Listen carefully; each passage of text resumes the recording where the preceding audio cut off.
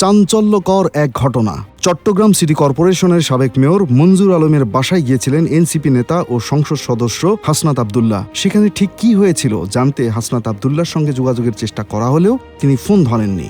শুরু হয় জল্পনা কল্পনা। তবে এ বিষয়ে গণমাধ্যমের সঙ্গে কথা বলেছেন চট্টগ্রাম সিটি কর্পোরেশনের সাবেক মেয়র মঞ্জুর আলম। তিনি বলেন, চট্টগ্রামে হাসনাত আব্দুল্লাহ সাহেবের একটি প্রোগ্রাম ছিল। চট্টগ্রাম এসে তিনি ফোন দিয়েছিলেন, বলেছিলেন আমার বাসায় আসবেন। আমি তাকে দুপুরে খাওয়ার আমন্ত্রণ জানাই।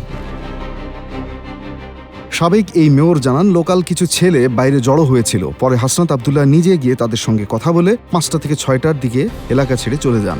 জড়ো হওয়া ওই ব্যক্তিদের অনেককে আওয়ামী লীগের দোসর হিসেবে আখ্যা দিতে শোনা যায়।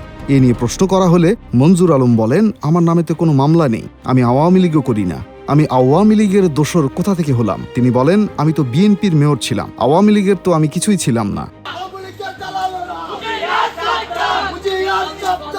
সাবেক এই মেয়র আরও যোগ করেন, এখানে যারা এসেছিলেন সবাই বিএনপির রাজনীতির সঙ্গে জড়িত, তাদের সবার বাড়ি আশেপাশের এলাকায়। তিনি জানান, 2015 সালের নির্বাচনের পর তিনি রাজনীতি থেকে অবসর নিয়েছেন। এখন তিনি সমাজ সেবামূলক কাজের সঙ্গে জড়িত। তিনি কি আগামীতে এনসিপির হয়ে মেয়র নির্বাচন করতে চান? এমন প্রশ্নের জবাবে সাবেক এই মেয়র বলেন, মানুষ এটা নিয়ে কানাঘুষা করছে, আমি তো কাউকে বলিনি আমি নির্বাচন করব। এ নিয়ে হাসনাত আব্দুল্লাহর সঙ্গে কোনো কথা হয়নি বলেও দাবি করেন তিনি। উল্লেখ্য, মঞ্জুর আলম 2010 সালে বিএনপির সমর্থন নিয়ে চট্টগ্রাম সিটি কর্পোরেশনের মেয়র নির্বাচিত হন। 2015 সাল পর্যন্ত তিনি মেয়র হিসেবে দায়িত্ব পালন করেছিলেন।